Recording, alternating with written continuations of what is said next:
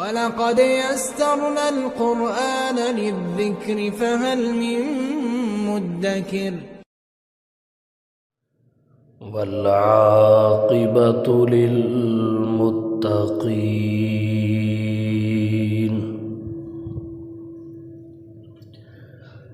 وَالصَّلَاةُ وَالسَّلَامُ عَلَى رَسُولِهِ محمد وعلى آله وصحبه أجمعين.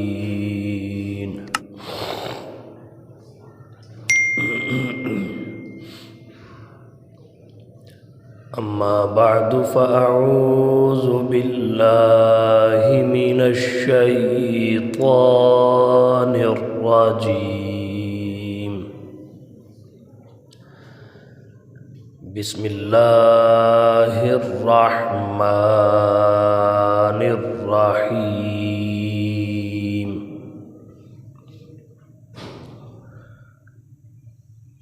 قل هل يستوي الذين يعلمون والذين لا يعلمون؟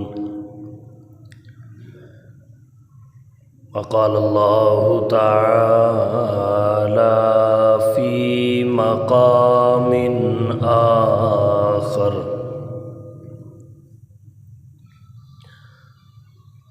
وقل رب زدني علما.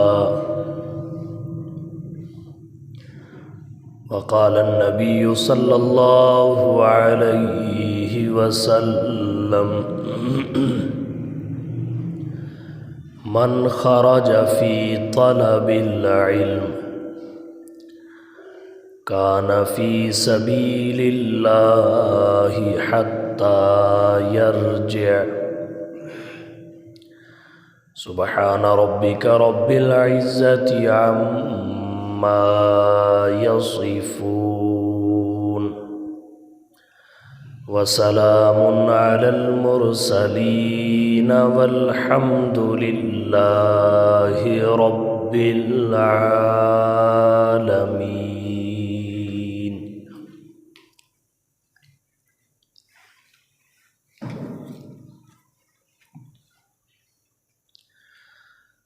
واجب الاحترام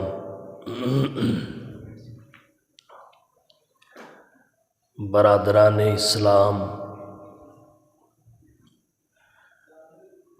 آج کی گفتگو کا موضوع اور عنوان علم اور اہل علم کے فضائل ہے۔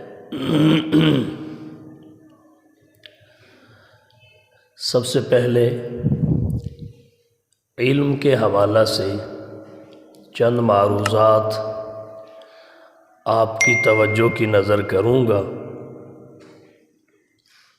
علم کسے کہتے ہیں؟ لفظی طور پر علم کا معنی جاننا ہے، مگر جس علم کے حاصل کرنے سے آدمی کا شمار اہل علم اور علماء میں ہوتا ہے، اس علم سے مراد قرآن و حدیث، فقہ، علم دین کا جاننا، خشیت اور تقوی کے ساتھ۔ علم کی بہت ساری فضیلتیں ہیں۔ علم کی عظمت اور فضیلت ایک یہ بھی ہے کہ علم کی بنا پر اللہ تعالیٰ نے جناب آدم علیہ السلام کو ملائکۃ اللہ پر فضیلت بخشی۔ ملائکۃ اللہ کو حضرت آدم علیہ السلام کے سامنے سجدہ کرنے کا حکم دیا۔ فوقیت کی وجہ علم تھا۔ ایسے ہی انسان کو انسان پر جو عظمت حاصل ہوتی ہے وہ علم اور تقوی کی بنیاد پر ہوتی ہے۔ اللہ نے قرآن کریم میں یہ بات واضح طور پر فرمائی، قل اے حبیب فرما دیجئے، هل يستوي الذين يعلمون والذين لا يعلمون، کیا علم والے اور غیر علم والے برابر ہو سکتے ہیں؟ عالم اور غیر عالم برابر نہیں ہیں، جیسے دن اور رات برابر نہیں ہے، اندھیرا اور اجالا برابر نہیں ہے، اسی طرح عالم اور غیر عالم برابر نہیں ہے۔ قل هل يستوي الذين يعلمون والذين لا يعلمون۔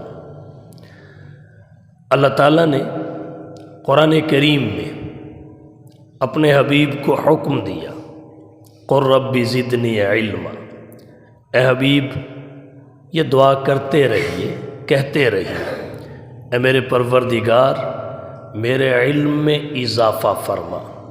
دولت کے بارے میں نہیں کہا، کسی دنیا کی نعمت کے بارے میں نہیں کہا، فقط علم کے بارے میں اللہ نے اپنے حبیب کو حکم دیا کہ اس میں اضافہ کی دعا کرتے رہا کریں۔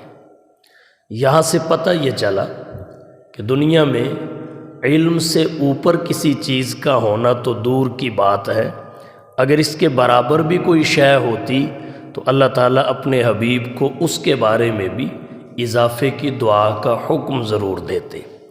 فقط علم کے بارے میں اللہ کی طرف سے قل کے ذریعے رب زدنی علما کی دعا کا تلقین ہونا اس بات کی واضح شہادت ہے کہ علم سب سے بڑی دولت ہے۔ قرآن کریم میں اللہ تعالیٰ نے ایک جگہ فرمایا، شہید اللہ انہ لا الہ الا ہو والملائکۃ وَأُولُو الْعِلْمِ قَائِمًا بِالْقِسْطِ۔ اللہ تعالیٰ اس بات کا شاہد ہے کہ اللہ کے سوا کوئی الہ نہیں ہے، الوہیت فقط اللہ کی ہے۔ پھر اللہ نے اپنے ساتھ ملائکہ کا ذکر کیا، اہل علم کا ذکر کیا، والملائکہ وَأُولُو الْعِلْمِ۔ تو اگر ملائکہ اور اہل علم کے برابر کوئی اور طبقہ ہوتا تو اللہ تعالیٰ اس کا بھی یہاں ذکر فرماتے۔ اللہ نے اپنے ساتھ ملائکہ کا اور اہل علم کا بطور شاہد ذکر کر کے فرمایا کہ اہل علم جو ہیں وہ انسانیت کا ممتاز طبقہ ہے، افضل طبقہ ہے، اعلیٰ اور منفرد طبقہ ہے۔ کہیں اللہ نے قرآن کریم میں فرمایا، یرفع اللہ الذین آمنوا منکم والذین اوتوا العلم درجات۔ اللہ تعالیٰ اہل ایمان اور اہل علم کے درجات کو بلند فرماتا ہے۔ تو قرآن کریم میں یہ جو عالم کے اہل علم کے فضائل آئے، اس سے علم کی اہمیت اور عظمت واضح ہو جاتی ہے کہ علم بہت بڑی دولت ہی نہیں بلکہ دنیا میں ایمان کے بعد سب سے بڑی دولت ہے۔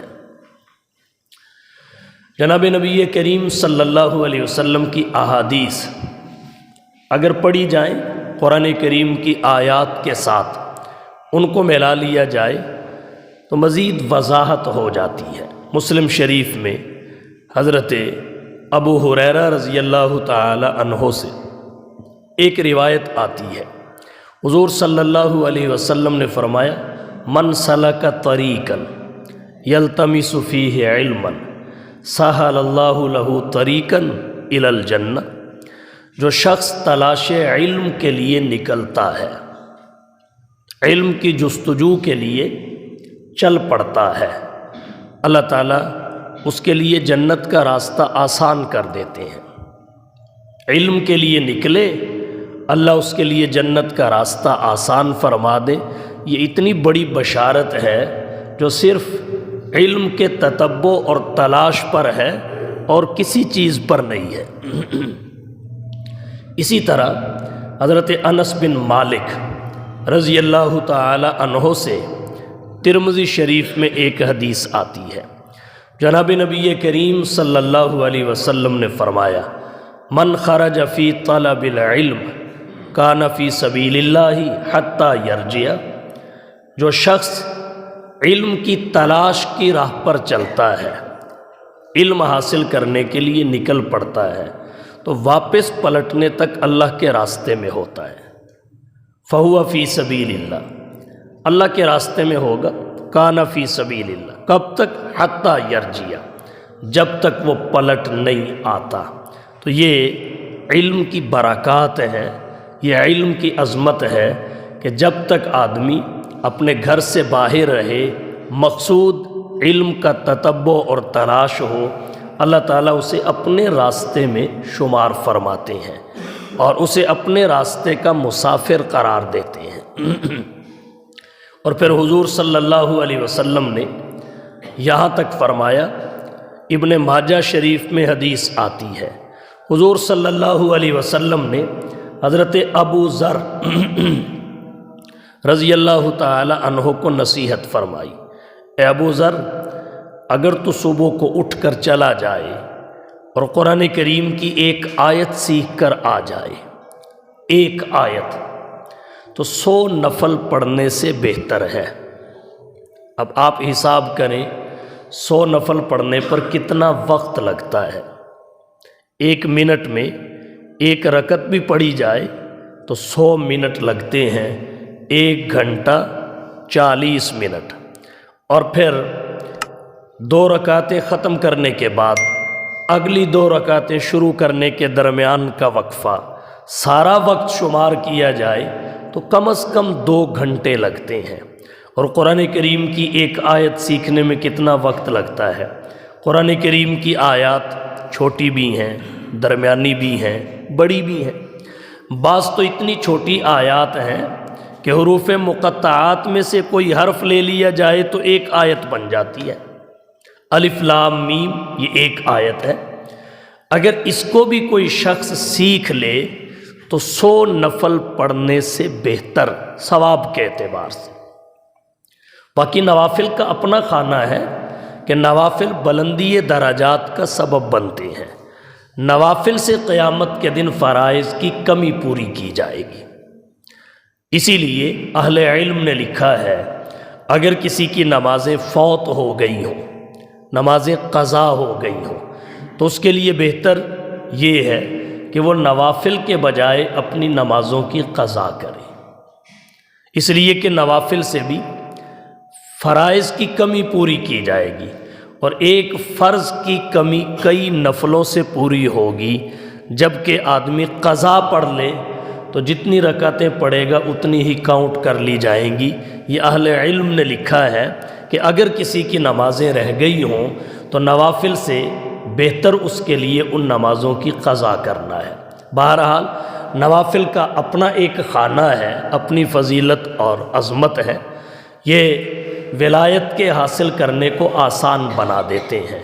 اولیاء اللہ کی نشانیوں میں فقط فرائض کی پابندی نہیں ہے، متہجد اور متنفل ہونا بھی ہے، کہ وہ تہجد اور نوافل بھی پڑھتا ہو۔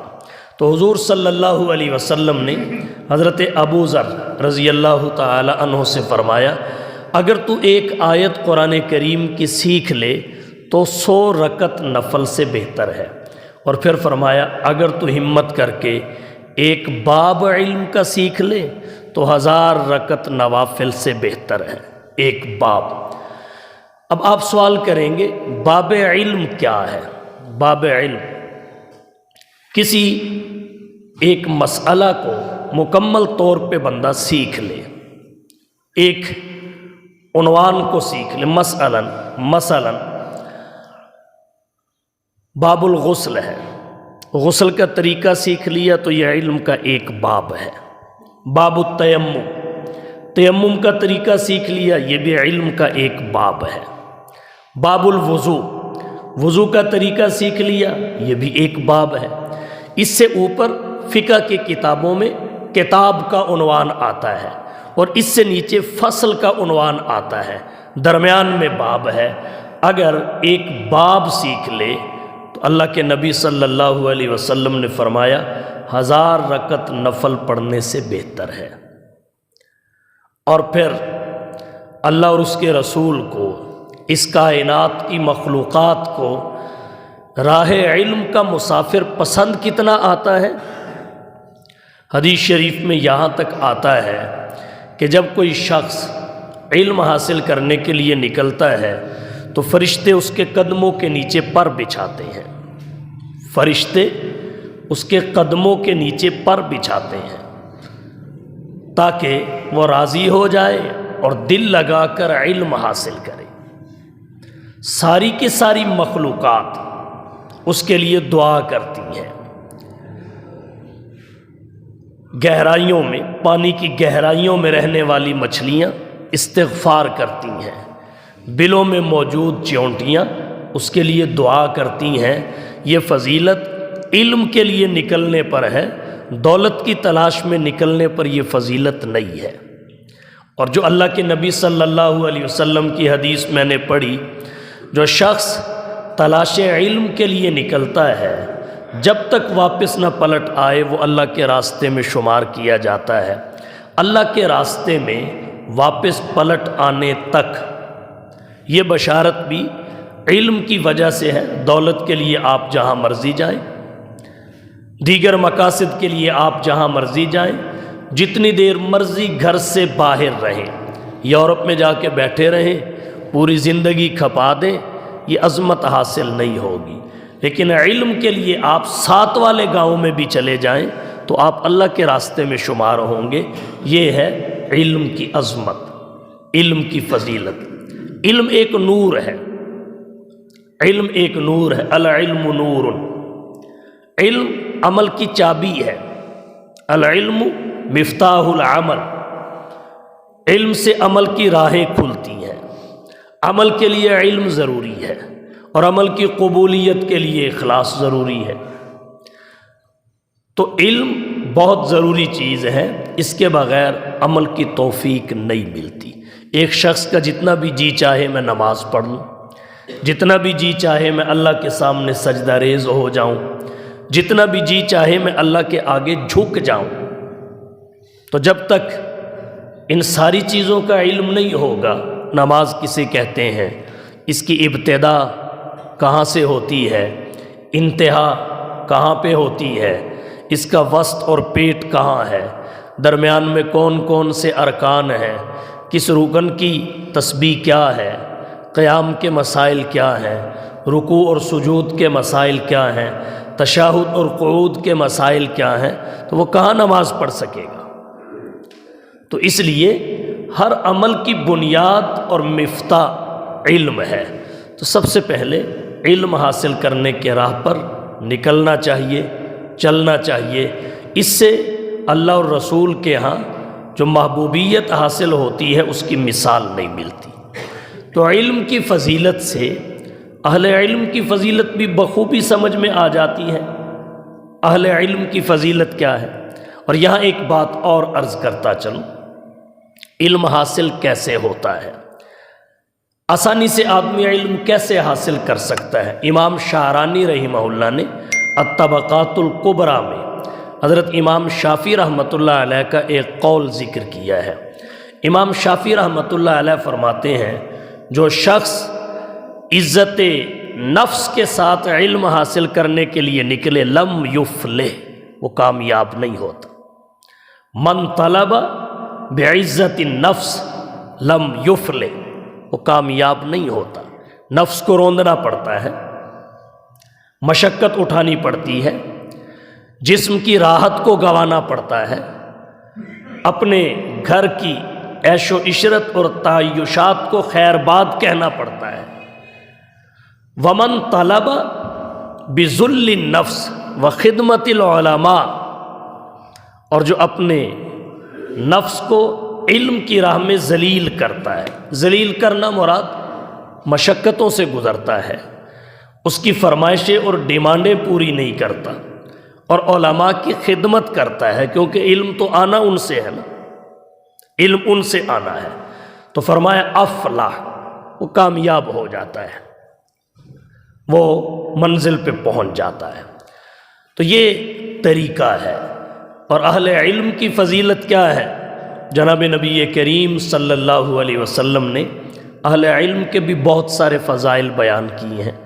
مسند فردوس للدیلمی میں حدیث آتی ہے، جناب نبی کریم صلی اللہ علیہ وسلم نے فرمایا یوزن یوم القیامت مداد العلماء و دم الشہداء، قیامت کے دن اللہ تعالیٰ میزان کو قائم فرمائیں گے، علماء کی سیاہی اور شہیدوں کا خون بھی تولا جائے گا۔ علماء کی قلم کی سیاہی جس سے وہ مسائل لکھتے تھے، علم حاصل کرنے کے لیے جو سیاہی استعمال ہوتی تھی اسے، اور شہداء کے خون کو تولا جائے گا۔ یوزن یوم القیامتی مداد العلماء و دم الشہداء۔ اللہ کے نبی نے پھر کیا فرمایا؟ فرمایا فیرجہ مداد العلماء علی دم الشہداء، علماء کے اقلام کی جو سیاہی ہوگی وہ شہداء کے خون پر فضیلت پائے گی۔ علماء کی قلموں کی سیاہی جو علم حاصل کرنے اور علم کو منتقل کرنے کے لیے استعمال ہوتی تھی، اسے شہداء کے خون پر فضیلت بخشی جائے گی۔ وجہ اس کی کیا ہے؟ اہل علم نے اس کی بہت ساری وجوہات لکھی ہیں، جن میں ایک وجہ یہ ہے کہ علماء کی مثال بادشاہ کے بیٹے کی سی ہے۔ علماء کی مثال بادشاہ کے بیٹے کی سی ہے، شہداء کی مثال بادشاہ کے فوجی کی سی ہے، اور شہزادے کو فوجی پہ فضیلت ہوتی ہے۔ کسی نے یوں لکھا کہ علماء انبیاء کے وارث ہیں، شہداء انبیاء کے خادم ہیں۔ علماء انبیاء کے وارث ہیں۔ ترمذی شریف میں حدیث آتی ہے، حضور صلی اللہ علیہ وسلم نے فرمایا ان العلماء ورثۃ الانبیاء، علماء انبیاء کے وارث ہیں اور شہداء انبیاء کے خادم ہیں، اور وارث کو خادم پر فضیلت حاصل ہوتی ہے۔ اس لیے حضور صلی اللہ علیہ وسلم نے فرمایا فیرجہ مداد العلماء علی دم الشہداء۔ یہ چھوٹی فضیلت نہیں ہے۔ پھر ترمذی کی جو حدیث میں نے ضمناً پڑھی، یہ ایک طویل حدیث ہے، اس کے چند الفاظ یہ ہیں۔ اللہ کے نبی صلی اللہ علیہ وسلم نے فرمایا ان العلماء ورثۃ الانبیاء، علماء انبیاء کے وارث ہیں، علماء انبیاء کے وارث ہیں۔ اللہ کے نبی نے انسانی طبقات میں سے کسی اور طبقے کو علماء کے علاوہ انبیاء کا وارث اور نائب قرار نہیں دیا۔ علماء کو اپنا وارث اور نائب، جمیع انبیاء کا وارث اور نائب قرار دیا۔ اس سے پتہ یہ چلا کہ اللہ کے رسول نے انسانیت کے جتنے بھی طبقات ہیں ان تمام طبقات پر علماء کی فضیلت کو ثابت کر دیا ہے۔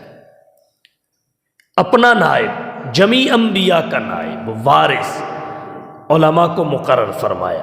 یہاں ایک بات اور ذکر کرتا ہوں، پہلے جتنے بھی انبیاء دھرتی پہ آئے، کوئی نبی جاتے ہوئے ایک ایسی جماعت تشکیل کر کے نہیں گیا کہ جس کے بارے میں اس نے کہا ہو میرے بعد ان کی اتباع کر لینا، عملی زندگی میں ان کے نقش قدم پہ چلنا۔ ایک نبی بھی ایسا نہیں گزرا جس نے ایک معاشرہ تیار کیا ہو اور جاتے ہوئے انسانیت کو کہہ کے گیا ہو میرے بعد یہ آئیڈیل معاشرہ ہے، اس کے پیچھے چل پڑنا، بلکہ ہر نبی جانے سے پہلے یہ کہہ کے جاتا تھا میرے بعد نبوت کا سلسلہ رکا نہیں ہے، جاری ہے، نبی آتے رہیں گے یہاں تک کہ نبیوں کے نبی نہ آ جائیں۔ اور پھر انبیاء کرام نے بشارتیں سنائی حضور صلی اللہ علیہ وسلم کی۔ حضرت عیسیٰ علیہ السلام کی بشارت قرآن میں موجود ہے، مبشرا برسول یاتی من بعدی اسمہ احمد۔ حضرت عیسیٰ علیہ السلام نے فرمایا میں ایک رسول کی بشارت دیتا ہوں، وہ میرے بعد آئے گا، اسمہ احمد، اس کا نام احمد ہوگا، غلام احمد نہیں ہوگا۔ یہاں اہل علم نے ایک نقطہ اور لکھا ہے کہ حضرت آدم علیہ السلام سے لے کر حضرت عیسیٰ علیہ السلام تک، پھر حضرت عیسیٰ علیہ السلام سے لے کر حضور تک جتنے انبیاء دھرتی پہ آئے ان کی بہت ساری ظاہری علامات اور نشانیاں بھی تھیں۔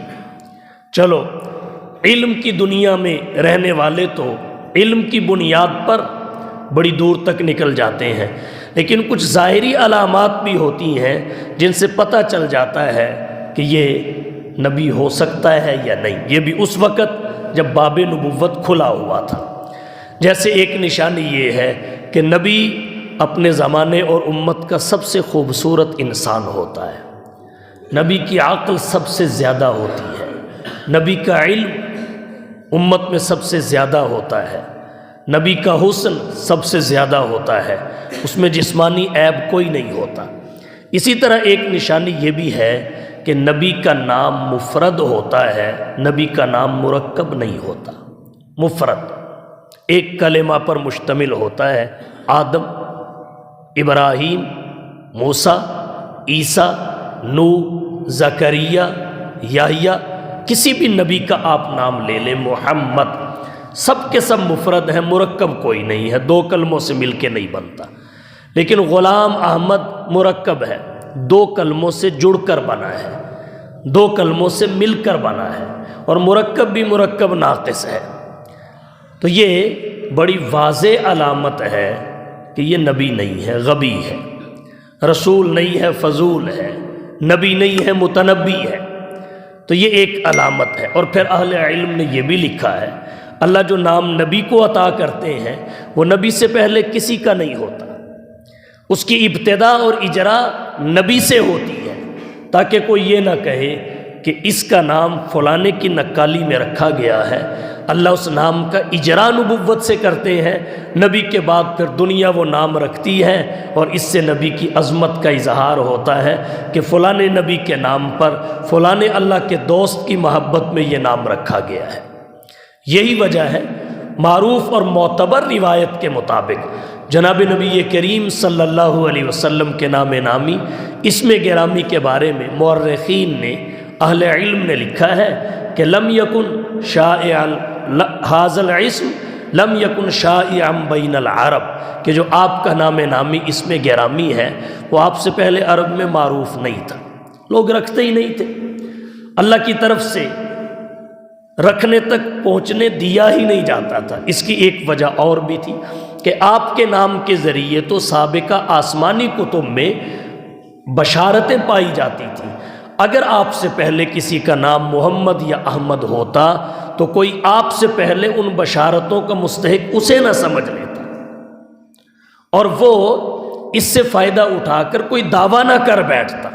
تو خیر عرض میں نے یہ کیا، جناب نبی کریم صلی اللہ علیہ وسلم نے فرمایا ان العلماء ورثۃ الانبیاء، علماء انبیاء کے وارث ہیں۔ حضور صلی اللہ علیہ وسلم نے علماء کو انبیاء کا وارث قرار دے کر انسانیت کے جتنے بھی طبقات ہیں ان پر علماء کی فضیلت کو ثابت کر دیا ہے۔ اور جناب نبی کریم صلی اللہ علیہ وسلم کی بہت ساری احادیث ہیں جن میں آپ صلی اللہ علیہ وسلم نے فضائل کا ذکر کیا ہے۔ یہاں ایک بات اور ذکر کرتا چلوں، جب اللہ اور اس کے رسول علم کے فضائل بیان کرتے ہیں، اہل علم کے فضائل بیان کرتے ہیں، ایک حدیث میرے ذہن میں اور آ گئی، ترمذی کی روایت ہے، جناب نبی کریم صلی اللہ علیہ وسلم کے زمانے میں دو بھائی تھے، کانا اخوان علی عہد النبی صلی اللہ علیہ وسلم، دو بھائی تھے، ان دو میں سے ایک حضور کے پاس آتا تھا، کانا احدہما یأتی النبی، حضور کے پاس آیا جایا کرتا تھا، آپ کی خدمت میں رہتا تھا، صفہ پہ پڑا رہتا تھا، حضور کوئی علم کی بات بتاتے وہ محفوظ کر لیتا تھا، علم کی بات محفوظ کر لیتا تھا۔ اور دوسرا کیا تھا، والآخر یحترف، دوسرا محنت مزدوری کرتا تھا اور روٹی روزی کماتا تھا، اپنے بچوں کا پیٹ پالتا تھا۔ ایک دن کیا ہوا، فشکل محترف اخاہ للنبی صلی اللہ علیہ وسلم، جو محنت مزدوری کرنے والا تھا اس نے اپنے دوسرے بھائی کی حضور کو شکایت کر دی، اللہ کے رسول نکما پڑا رہتا ہے سارا دن، میں اکیلا محنت مزدوری کرتا ہوں، یہ ہاتھ نہیں بٹاتا۔ تو اللہ کے رسول نے ایک ایسا جملہ فرمایا جس سے تسلی ہو جاتی ہے. فرمایا لعلک ترزق بہ، شاید کہ تجھے بھی رزق اس کی برکت سے دیا جا رہا ہے. لعلک ترزق بہ، شاید کہ تجھے بھی روزی اس کی برکت سے مل رہی ہے. یہاں سے یہ بات تو ثابت ہو گئی کہ اگر کسی گھرانے کا ایک فرد کسی مدرسہ میں علم حاصل کرنے کے لیے چلا جاتا ہے یا کسی خانقاہ میں اللہ کو راضی کرنے کے لیے بیٹھ جاتا ہے، وہاں بھی علم سیکھا جاتا ہے، مگر وہ عمل کے راستے سے سیکھا جاتا ہے. مدارس اور خانقاہوں کی ترتیب تھوڑی سی مختلف ہے. مدارس میں علم مقصود ہے، عمل تابع ہے. خانقاہوں میں عمل مقصود ہے، علم تابع ہے. مدارس میں کیا ہوتا ہے؟ مقصود علم ہوتا ہے، علم پڑھایا اور سکھایا جاتا ہے. یہ نہیں کہ وہاں عمل کی تربیت نہیں ہوتی ہے، مگر امتحان علم کا ہوتا ہے، عمل کا نہیں. قدوری کا امتحان ہوگا، ہدایت النحو کا ہوگا، جامی کا ہوگا، شرح تہذیب کا ہوگا، ہدایہ کا ہوگا، شرح وقایہ کا ہوگا، مشکات کا ہوگا، بخاری کا ہوگا. عمل تابع ہے. اور خانقاہوں میں کیا ہوتا ہے؟ تبلیغی جماعت میں بھی یہی ہوتا ہے. وہاں عمل مقصود ہے، علم تابع ہے. وہاں علم عمل کی راہ سے آتا ہے. اور یہ بھی مسلم ہے کہ جو علم عمل کی راہ سے آئے، پریکٹیکل کے طرز سے آئے، وہ پختہ ہوتا ہے، وہ پختہ ہوتا ہے. مدارس میں یہ سکھایا جائے گا کہ جوتا پہننے کا، مدارس میں یہ بتایا جائے گا جوتا پہننے کا مسنون طریقہ کیا ہے. پہلے دایاں پاؤں میں پہنو، پھر بایاں پاؤں میں پہنو. مدارس میں علم اس طرح آتا ہے. استاد کے سامنے کلاس ہوتی ہے، وہ بٹھا کے پڑھا اور بتا دیتا ہے کہ مسنون طریقہ جوتا پہننے کا یہ ہے کہ پہلے دایاں پاؤں میں پھر بایاں پاؤں میں. بتا دیا، اس کے بعد کلاس چلی گئی. اب طلباء عمل کرتے ہیں نہیں کرتے، یہ ان کی مرضی ہے. یہ نہیں کہ عمل کی نفی ہے، علم مال عمل ہے، مگر علم مقصود ہے، عمل تابع ہے. آپ تبلیغی جماعت میں چلے جائیں، خانقاہوں میں چلے جائیں، وہاں عمل مقصود ہے، علم تابع ہے. وہاں آپ کو کسی فقہ کی کتاب سے یہ نہیں پڑھایا جائے گا کہ جوتا پہننے کا مسنون طریقہ یہ ہے، وہاں عملاً کر کے دکھایا جائے گا، عملاً. تو وہاں علم عمل کی راہ سے آتا ہے. وہاں امتحان عمل کا ہوتا ہے، علم کا نہیں. وہاں عمل کا امتحان ہوتا ہے. تو اس لیے اگر کسی کا بیٹا، کسی کا بھائی، کسی گھرانے کا فرد علم حاصل کرنے کے لیے نکلا ہے، خواہ وہ مدارس میں ہے یا خانقاہوں میں ہے یا تبلیغی جماعت میں ہے. یہ بھی تبلیغی جماعت کے بارے میں کہا کرتا ہوں، یہ موبائل مدرسہ ہے. یہ موبائل مدرسہ ہے. موبائل مدرسہ کیا مطلب؟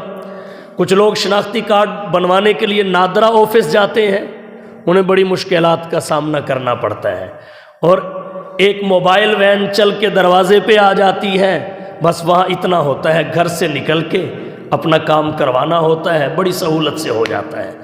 تو یہ موبائل مدرسے ہیں، موبائل مدرسے. جس عمر میں ہمارے بزرگ تبلیغی جماعت میں نکلتے ہیں، خانقاہوں میں جاتے ہیں، اگر یہ اس عمر میں کسی مدرسہ میں جائیں تو شاید کوئی مدرسہ والا انہیں داخلہ ہی نہ دے. کوئی کہے گا پرائمری کی شرط ہے، کوئی کہے گا میٹرک کی شرط ہے، کوئی کہے گا اس ایج کا بندہ ہم رکھتے نہیں ہیں، اس عمر کے بندے کو ہم لیتے نہیں ہیں. اب اگر توجہ میری طرف توجہ، اب اگر یہ بھی نہ ہوتا تو یہ 70-75 سال کے جو ہمارے بزرگ تھے یہ تو محروم ہو جاتے. یہ 70-75 سال کے جو ہیں، 40-50 سال کے جو ہیں، یہ تو محروم ہو جاتے.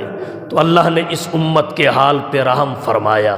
مولانا الیاس صاحب دہلوی رحمہ اللہ کے دل میں بات ڈالی، انہوں نے یہ تبلیغی جماعت کا سلسلہ شروع کیا. تو ہمارے بوڑھے بھی فیض حاصل کر رہے ہیں، ہمارے جوان بھی فیض حاصل کر رہے ہیں. جن کی مدرسہ میں داخلوں کی شرطیں پوری نہیں ہیں، ان کے لیے اللہ نے یہ یونیورسٹی کھول دی ہے. یہ چلتی پھرتی یونیورسٹی ہے، چلتی پھرتی. تو اگر کسی گھر کا کوئی فرد ان راستوں میں سے کسی راستے میں بھی ہے تو یہ مت سوچئے ہماری کمائی کم ہو گئی، شاید اسی کی برکت سے باقیوں کے لیے رزق کا دروازہ کھلا ہوا ہے اور باقیوں کو کام مل رہا ہے، رزق میں برکت ہو رہی ہے۔ یہ بات اللہ کے نبی صلی اللہ علیہ وسلم نے فرمائی، لعلک ترزق بہ، شاید کہ تجھے اس کی برکت سے رزق دیا جا رہا ہے، تجھے اس کی برکت سے روزی مہیا کی جا رہی ہے۔ تو بڑے فضائل ہیں۔ تو ہمیں کیا چاہیے؟ ہمارے لیے سبق کیا ہے؟ ہم علم کا اور اہل علم کا دونوں کا احترام کریں، علم اور اہل علم دونوں کا احترام کریں، علم کی ناقدری سے بھی بچیں، علماء کی توہین اور گستاخی سے بھی بچیں۔ آپ میں سے اگر کسی کے ذہن میں یہ سوال پیدا ہو کہ بھائی فلانا عالم ہے، وہ تو یہ گناہ کرتا ہے، یہ گناہ کرتا ہے، یہ گناہ کرتا ہے، تو اب ہم کیا کریں؟ اللہ کے نبی صلی اللہ علیہ وسلم کی تعلیم کیا ہے؟ مسند الفردوس للدیلمی جلد نمبر 1 صفحہ نمبر 95 پر حدیث آتی ہے۔ اسی طرح کنز الامال کی 28682 نمبر حدیث ہے، 28682 نمبر۔ حضرت عامر بن عوف مزنی رضی اللہ تعالی عنہ راوی ہے۔ حضور صلی اللہ علیہ وسلم نے کیا سبق دیا؟ فرمایا اتقوا زلۃ العالم ولا تقطعوہ وانتظروا فیئتہ۔ فرمایا اتقوا زلۃ العالم، عالم کی لغزش سے بچو، عالم کی غلطی سے بچو۔ اب عالم کی غلطی اور لغزش سے بچو، اس کا کیا مطلب ہے؟ حدیث کے شارحین نے لکھا ہے اس کا ایک مطلب تو یہ ہے، اس میں ایک پیغام اور سبق یہ ہے، اگر کسی عالم کو کسی غلطی اور گناہ میں مبتلا دیکھو تو اسے دیکھ کر خود اس میں مبتلا نہ ہو جاؤ۔ اگر کسی عالم کو کسی گناہ میں مبتلا دیکھو تو اسے دیکھ کر کہ جب یہ عالم کر رہا ہے تو چلو خیر ہے میں بھی کر لیتا ہوں۔ تو اللہ کے نبی نے فرمایا اتقوا زلۃ العالم، عالم کی لغزش اور گناہ سے بچو، ایک مطلب یہ ہے۔ دوسرا مطلب یہ ہے عالم کے اس گناہ اور لغزش کو اس بات کی دلیل نہ بناؤ کہ یہ عمل گناہ کے دائرے سے نکل چکا ہے، یہ عمل گناہ نہیں رہا۔ جیسے کہ ہمارا مزاج یہ ہے، ہمارے معاشرہ میں بہت سارے برے کاموں کو اچھا کام ثابت کرنے کی دلیل یہ پیش کی جاتی ہے، دیکھو جی اتنے بڑے عالم نے یہ کیا ہے، اگر یہ گناہ ہوتا تو یہ علماء کرتے۔ بھئی علماء خود پابند ہیں اس بات کے کہ وہ قرآن و سنت کو فالو کریں، تو اس کو دلیل نہیں بنایا جا سکتا۔ یہ دلیل ایسے ہی ہے کہ اگر کوئی شخص دریا میں کود کر، بڑا شخص ہے، بڑا آدمی ہے، دریا میں کود کر اپنے آپ کو ہلاک کر رہا ہے، ہلاکت میں ڈال رہا ہے، تو کوئی چھوٹا دیکھے وہ بھی اپنا پاجامہ کس لے دریا میں کودنے کے لیے کہ جب اتنے بڑے آدمی کود کر چھلانگ لگا کر جان دے رہے ہیں تو میں پیچھے کیوں رہوں؟ تو یہاں اسے اپنی عقل استعمال کرنی چاہیے۔ بالکل اسی طرح کا یہ استدلال ہے، جی وہ اتنے بڑے بڑے لوگ کر رہے ہیں تو میں پیچھے کیوں رہوں؟ تو اللہ کے نبی صلی اللہ علیہ وسلم نے فرمایا اتقوا زلۃ العالم، عالم کی غلطی سے بچو۔ اگر وہ کسی غلطی میں مبتلا ہے تو تم دیکھ کے مبتلا نہ ہو جاؤ، اور نہ ہی اس کے مبتلا ہونے کو اس کے جواز کی دلیل بناؤ، یہ دلیل جواز نہیں ہے۔ اور یہاں ایک بات اور عرض کرتا ہوں، عالم کا علم معتبر ہے، عالم کا علم معتبر ہے، اس کا عمل معتبر نہیں ہے۔ مطلب عالم جب آپ کو فتویٰ دے گا تو صحیح دے گا، مسئلہ بتائے گا صحیح بتائے گا، لیکن اگر وہ عمل اس مسئلہ اور فتویٰ کے مطابق کرے تو فبیہا، اور اگر وہ عمل اس مسئلہ اور فتویٰ سے ہٹ کے کرے تو آپ اس کے بتائے ہوئے مسئلہ پر، اس کے دیے ہوئے فتویٰ پر تو عمل کریں، لیکن اپنے عمل کی بنیاد اس کے عمل پہ نہ رکھیں، کیونکہ اس کا علم معتبر ہے، عمل معتبر نہیں ہے۔ اس لیے حضور نے فرمایا اتقوا زلۃ العالم، عالم کی لغزش سے بچو۔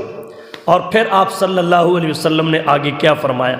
ولا تقطعوہ، ولا تقطعوہ، اس سے قطع تعلق بھی نہ کرو، اس وجہ سے اس سے اس سے قطع تعلق نہ کرو، توہین نہ کرو، بدنام نہ کرو، بدگمان نہ ہو جاؤ، لا تختعوا، تو پھر کیا کریں؟ اللہ کے نبی صلی اللہ علیہ وسلم نے فرمایا وانتظروا فیئتہ، اس کے پلٹنے کا انتظار کرو، پلٹنے کا انتظار کرو کہ کب اللہ تعالیٰ اسے واپسی کی توفیق دے دے، کیونکہ وہ بھی انسان ہے، تم بھی انسان ہو، تم بھی انسان وہ بھی انسان، نفس تمہارے پاس بھی ہے اس کے پاس بھی ہے، شیطان تمہارا دشمن بھی ہے اس کا دشمن بھی ہے، جذبات تمہارے بھی ہیں اس کے بھی ہیں، خواہشات تمہاری بھی ہیں اس کی بھی ہے، جس ماحول میں تم رہتے ہو اسی ماحول میں وہ رہتا ہے، تمہارا گوشت پوست کا دل ہے اس کا بھی ہے، تو شیطان کا حملہ اگر تم پہ ہو سکتا ہے تو اس کے پیچھے تو کئی کئی شیاطین پڑے ہوتے ہیں۔ اس لیے لا تختعوا، قطع تعلق نہ کرو، توہین نہ کرو، بدنام نہ کرو، بدگمانی میں مبتلا نہ ہو جاؤ، بلکہ وانتظروا فیئتہ، اس کے پلٹنے کا انتظار کرو۔ ہاں ایک کام کر لو اگر کر سکتے ہو، اس کے بارے میں دعا کرو، دعا کہ مولا جیسے تو نے اسے علم دیا ہے، علم کی وجہ سے وہ قابل احترام ہے، یہ بات ذہن میں رکھ لیں، بد عمل بھی ہو تو علم کی وجہ سے قابل احترام ہے۔ اور قرآن کریم سے اس کی ایک نظیر ملتی ہے، وہ یہ اللہ نے سورہ لقمان میں فرمایا وَإِن جَاهَدَاكَ عَلَىٰ أَن تُشْرِكَ بِي مَا لَيْسَ لَكَ بِهِ عِلْمٌ فَلَا تُطِعْهُمَا وَصَاحِبْهُمَا فِي الدُّنْيَا مَعْرُوفًا۔ اللہ نے کیا کہا؟